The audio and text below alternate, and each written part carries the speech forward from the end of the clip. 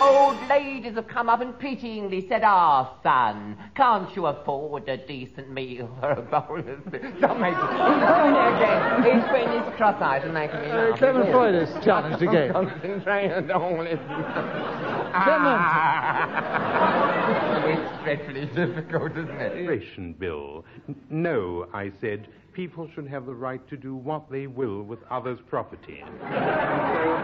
As of now, as they say, for the time being, any tradesman who wishes to get a pair of pliers and run amok or play havoc with where you live is entitled to do. Now, dear old Kenneth Williams was invited to play a part in which he had to brown his face.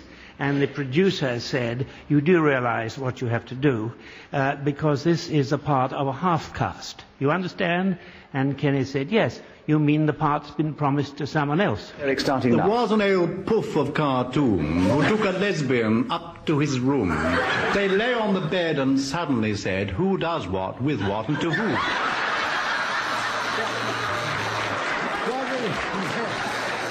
This is Radio 4. It's 6:30. And now to introduce the next programme, here's Nicholas Parsons.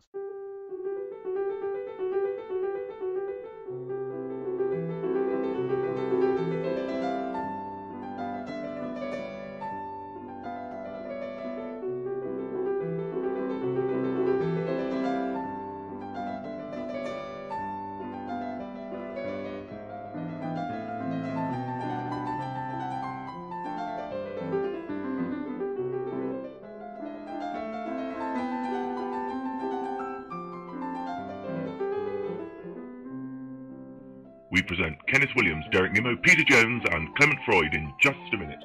And as the minute waltz fades away, here to tell you about is your chairman, Nicholas Parsons. Thank you very much indeed. Hello and welcome to Just a Minute. And as you just heard, we welcome back those four most experienced male competitors of the game. And we're going to ask them now to speak as usual, without hesitation, without deviation and without repetition. And we're going to start the show this week with Clement Freud. And Clement, the subject is waiting. Can you talk on waiting for 60 seconds, starting now? Milton, in a poem called On His Blindness, said, "They also serve those who only stand and wait," which is actually unusual because recently I was in a waiting room on British Rail where I had brought a platform ticket which had gone up in price, justified by the fact wait longer for trains. And demanding a cup of tea, the lady said, "Sit down, toast will be half an hour." I felt this to be entirely unreasonable and said, "Madam, I'm in a hurry." She said, "I am unmarried, call me Miss." I said, "Certainly, mademoiselle," because she had a slightly French accent, which I admitted to tell you, and waiting in a library for the books to be returned from several housewives at Market Harbour, who come up together and put their names on a list which had promised to supply any reading materials whatsoever. For someone to manage to speak for just 1 minute without being interrupted. Clement Freud kept going magnificently on waiting, so he not only gets a point, but a bonus point for not being interrupted. He has 2 at the end of the round, and everybody else has only yet to score, never yet to speak. Kenneth Williams, your turn, and the subject, showstoppers. I'm sure you've known many of those in your time, but we will talk on it for just 1 minute, starting now. The most embarrassed one was when this actor arrived in a hat box, which was placed on stage, and the other character said, "Oh, where is he?" And the hat box opened, and underneath some grey track, he suddenly came up through the hat box, which had a false bottom. And Clement Freud challenged before he came up with the hat box. Clement. I challenged when the hat box had only appeared twice. Oh, that's right, he did mention that hat box before, didn't he? What a pity. Yes, because I wanted to find out what happened. I know.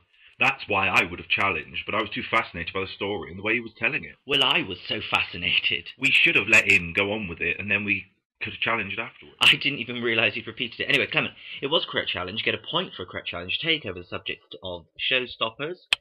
There's 50 seconds left, starting now. And in this totally disastrous two-character play, the audience were astonishingly bored after the first act, and few came back during the second intermission. Derek Nimmo's challenged. Hesitation. Yes, I would agree with that. Mine was a rather good story as well. Then you should try and tell it without hesitating. Can I tell it now? No, we'll carry on with the show because Derek Nimmo wishes to speak. Thank you very much. And there are 40 seconds left on Showstoppers, Derek, starting now. Well, I do very much like to Showstoppers, particularly to the old ladies in the underground. I often go up to them and say, would you like to see my ginger beer top? And I open my raincoat and there I show Stoppers, sometimes from my... Peter Jones challenged. Hesitation. I should think so indeed, yes. Ginger beer indeed, really. Peter Jones. Ginger beer is Cockney rhyming slang for something else. I just remembered. Alright, Peter, I agree with your challenge. You have 26 seconds now for Showstoppers, starting now. I identify showstoppers with songs in shows that have been stopped. People like Ethel Merman, for instance, in Panama Hattie, and, Kenneth Williams is challenged. Yes, I'm afraid hesitation. Yes, your fear was justified. Yes, he definitely hesitated. Couldn't think of any more Showstoppers. Kenneth, you have the subject and a point for correct challenge. And 14 seconds on Showstoppers, starting now. Well, of course, Peter Jones is quite right, and I bow to his superior knowledge and wisdom in this matter. Peter Jones is challenged. he's just saying that. What's your challenge? He doesn't really mean it. I mean, it's just sort of a gratuitous thing that he's saying, just to keep talking. Well, it may be, but he still didn't deviate from the subject of Showstoppers even. And He was talking about me. Well, you might be a showstopper. Well, you just stopped his show by pressing your buzzer, didn't you? Yes. All right. You gratuitously with your challenge gave him a point, and he keeps the subject, and there are 8 seconds left. Starting now. It's all a misnomer because obviously the showstopper, resulting as it does in tremendous applause, does not stop the show at all. In fact, it makes it go off. Well, at the end of that round, Kenneth Williams continued to talk as the whistle went, gaining an extra point. Well, I'm sad to say we have no more time to play Just a Minute. We do enjoy it in spite of all the things we say, in spite of what Derek Nimmo said. We do enjoy it. Peter Jones, in spite of a great flurry at one point, unfortunately finished in 4th place, a little way behind Kenneth Williams. But he was only 1 point behind Derek Nimmo, who was in 2nd place, and he was only 2 points behind this week's winner, Clement Freud. We do hope you've enjoyed this edition of Just a Minute, and from all of us here, goodbye.